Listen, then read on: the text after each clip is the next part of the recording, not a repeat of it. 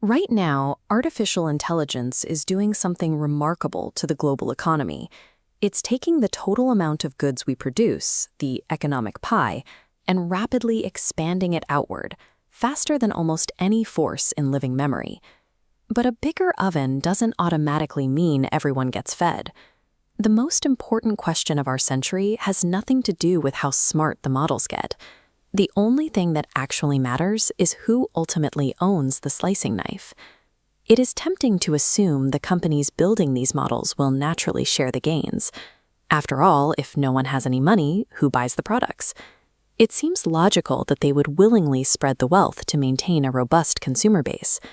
In reality, when a small group owns the technology while the rest of the world provides the labor, the structural tendency is for the extra wealth to pool at the top.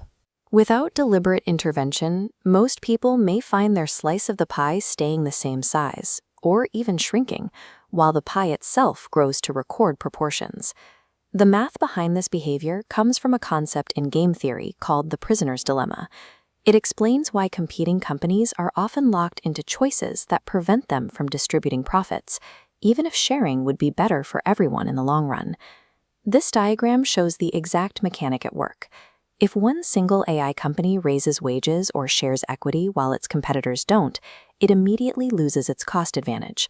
The cheaper competitor absorbs the market, and the company that tried to share is destroyed. Then we face a secondary threat, the logic of collective action.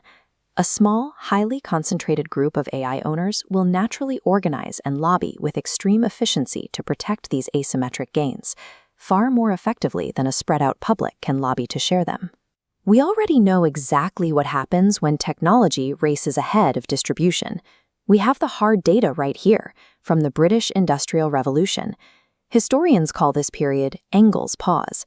For 4 entire decades, as incredible new machinery was introduced, raw corporate profits roughly doubled, but the real wages of the ordinary people operating those machines remained completely flat for an entire working generation.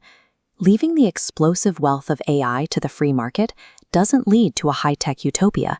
It creates the risk of a lost generation, a period where growth happens everywhere, but the benefits reach almost no one. Since the market is structurally locked, society has to build the mechanical levers to force the distribution of this new wealth. The first tool is sovereign ownership. If that sounds like a theoretical fantasy, we can look straight to the state of Alaska, which has been running a functioning version of this idea for over 40 years. Since 1982, the Alaska Permanent Fund has taken revenue from its physical oil infrastructure and paid an unconditional annual cash dividend to every single resident. We can apply that exact logic to the AI revolution. A public fund could demand an equity stake in the massive data centers powering these models, transforming tech profits directly into a universal citizen dividend. But even if we create that fund, we run into a major physical hurdle. How do you physically route this new money to hundreds of millions of people without losing it to a massive, expensive new bureaucracy? For the answer, we look outside the US to digital public infrastructure. India has solved this using its Aadhaar biometric IDs and unified payment networks. These existing near-zero-cost digital rails allow the government to beam benefit payments directly into the mobile phones of citizens, bypassing traditional tax systems to reach even the most vulnerable informal workers. By combining sovereign equity with modern digital infrastructure, we create a fully engineered pipeline. We can pump wealth straight from server farms into public bank accounts. Direct cash transfers aren't our only lever. We can also distribute the wealth of human time. Because AI is a cost-cutting engine, we face a choice. If a new model allows one human worker to do the output of 5 people, the standard corporate reflex is to terminate the other 4. This diagram illustrates the policy alternative. We can use that explosive productivity gain to retain all 5 workers, paying them their exact same baseline salaries, but drastically reducing their required work hours. The economist John Maynard Keynes predicted exactly this in 1930. He calculated that technological output would eventually allow us to work a 15-hour week. He got the productivity right, but he missed the fact that the system wouldn't naturally share the time without a fight. Reclaiming hours of human life is a quantifiable form of wealth distribution. It effectively prevents mass unemployment by spreading the work thinner across the whole population. We need to ground this in immediate reality. AI is no longer confined to software. It is currently crossing over into the physical world at a price point that makes it a viable replacement for human labor. None of the distribution tools we've covered, the sovereign funds, the digital rails, or the reduced hours, will activate on their own. They require a deliberate choice to build sharing into the system. We are facing a choice between two futures.